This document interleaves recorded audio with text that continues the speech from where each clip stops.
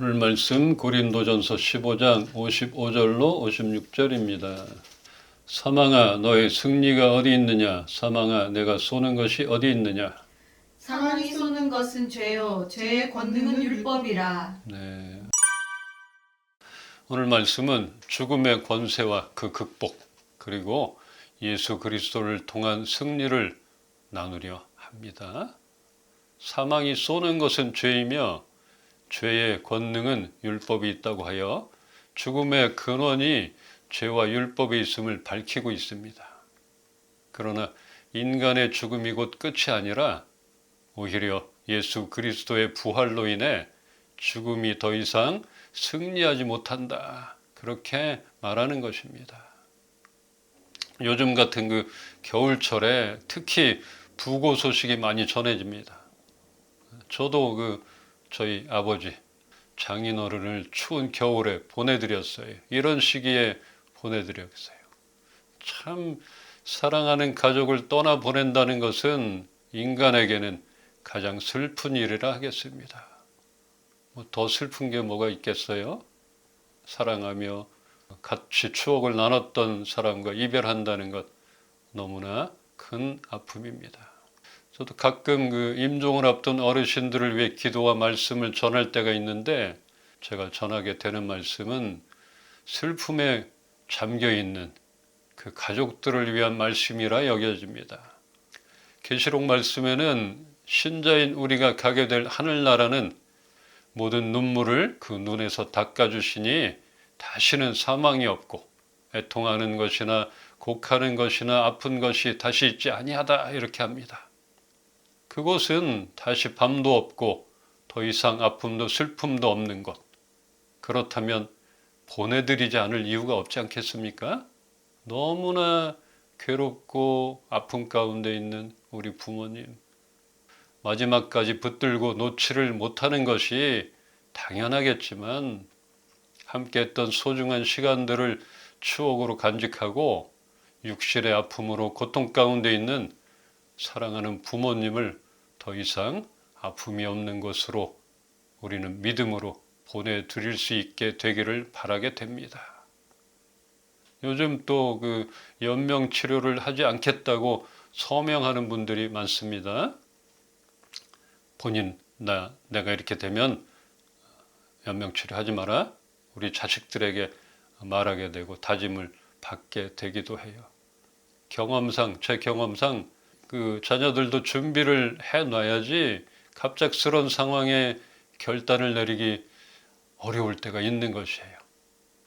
그렇게 얘기를 하고 알았어 그렇게 할게 했지만 병원에 실려갔는데 지금 이렇게 치료 안 하면 바로 돌아가실 겁니다. 이럴 때 자녀들이 당황할 수 있는 것이죠. 결정을 못 내릴 때가 있는 것이죠. 이게 불효인가? 살려야지. 당연해요. 그거는 어쩔 수 없어요. 그래서 이렇게 자녀들도 준비를 해놔야지 되겠다. 그래야 갑작스러운 상황에 결단을 내리기 좋을 것이라 여겨집니다. 나에게는 그런 일이 없다. 이렇게 생각해서는 안 되는 것 같아요. 제 경험상 그랬어요. 저희 어머니를 보낼 때 굉장히 어려움을 당했던 적도 있어요. 이별이 당연히 슬프겠지만 좋은 곳이니까 평안히 보내드릴 수 있겠다 싶고 우리는 살아있는 동안에 최선을 다해 후회 없이 사랑하며 살아야 하는 것입니다. 이렇게 아쉬움 남지 않기를 바라요. 또 우리 청개구리 알잖아요. 청개구리가 되지 않기를 바라요. 그래서 오늘 말씀이 그래요. 죄가 들어온 인간은 모두가 죽음을 피할 수 없는 사실입니다. 이 땅에서는 영원한 권세도 승리도 없는 것입니다. 그렇지만 예수 그리스도를 통해 하나님께서 우리에게 승리를 주셨기에 육신의 죽음이 끝이 아니며 다시 살 것이라는 사실입니다.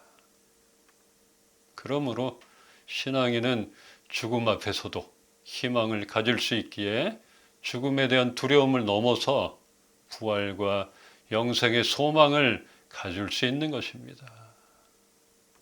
인간은 모두 다 그때가 올 것이기에 허락된 시간 속에서 더 잘 살아야 합니다. 그냥 막 살아서는 안 되는 것이에요. 건강하도록 노력해야 하며 주어진 삶에 감사하며 우리의 영혼을 죄된 것에 내주지 말아야 합니다. 그리고 그 시간 속에서 주의 일에 힘쓰는 그런 삶을 살아야 할 것입니다. 이처럼 그 사망이 쏘는 것은 죄이며 사망의 원인은 죄인 것인데 이 죄는 율법에 의해 정의되고 드러난다 하겠습니다. 사망이 죄에서 비롯되며 그 죄의 본질을 율법이 규정한다는 그런 의미인 것인데 죽음의 권세를 이기신 예수 그리스도를 믿고 그 안에서 새로운 소망과 용기를 얻는 신앙을 우리는 가져야 합니다. 그렇잖아요. 율법이 없으면 죄가 무엇인지 알 수 없잖아요. 그러니까 이 땅에서 잘못을 하면 재판을 받는 것이고 그보다 큰 하늘나라 우리 하나님의 심판 그것도 있다는 것을 알아야 하는데 알지를 못하는 것이죠. 그런데 우리는 분명히 이 마지막 때에 주님 다시 오실 때 심판의 날도 있다는 것을 피할 수 없다는 것을 알기를 원합니다. 그러나 믿음과 구원의 길을 알게 하는 복음을 우리는 듣고 믿고 있기 때문에 걱정할 것은 없습니다. 너무 염려할 거 없는 것이에요. 이렇게 예수님의 복음은 율법의 행위가 아닌 믿음으로 구원에 이르게 하며 율법에서 자유로워질 수 있다 하는 것입니다. 그러니까 사망이 쏘는 것은 죄, 또 율법으로 그게 판단이 되는데 우리는 죄에 대해서 자유로워지니까 죄가 다스리는 율법에서도 자유롭다 할 수 있다는 것입니다. 다음 절 고린도전서 15장 57절로 58절 한 절씩 보겠습니다. 우리 주 예수 그리스도로 말미암아 우리에게 승리를 주시는 하나님께 감사하노니 그러므로 내 사랑하는 형제들아 견실하며 흔들리지 말고 항상 주의 일에 더욱 힘쓰는 자들이 되라. 이는 너희 수고가 주 안에서 헛되지 않은 줄 알미라. 아멘. 아멘. 승리의 근원이신 예수 그리스도를 통해 하나님이 우리에게 승리를 주신다는 점을 강조하며 신앙의 힘은 외부의 힘이 아니라 하나님께 있음을 밝히고 있습니다. 신앙인들이 세상의 어려움 속에서도 하나님이 예수님을 통해서 주시는 승리와 그 승리를 믿는 신앙인의 그 자세, 신앙인들의 삶의 자세가 중요한 것입니다. 바울은 58절에 견실하며 흔들리지 말고 항상 주의 일에 더욱 힘쓰는 자들이 되라 이렇게 권면하며 고난 속에서도 흔들리지 않는 믿음과 헌신을 강조하고 있습니다. 부활의 소망을 가진 성도인 우리들입니다. 아까 얘기했잖아요. 부활의 소망. 그래서 부활절이 어마어마한 것이고 이 성탄절도 어마어마한 것이고 성탄절은 기적의 시작인 것이고 믿음으로 나아가고 있는 우리의 신앙의 수고가 결코 헛되지 않으며 주 안에서 하는 모든 노력이 가치가 있기에 또한 결단코 헛되지 않다는 그런 약속의 말씀을 우리가 기억하기를 바라고 소망합니다. 우리가 하나님, 예수님을 믿는 이것 헛되지 않는 것이에요. 이 시간이 헛되고 아까운 것이 아니라는 것이죠. 이 사도 바울은 내 사랑하는 형제들아 이런 표현을 통하여 공동체 내에서 사랑과 격려의 마음을 전하고 있습니다.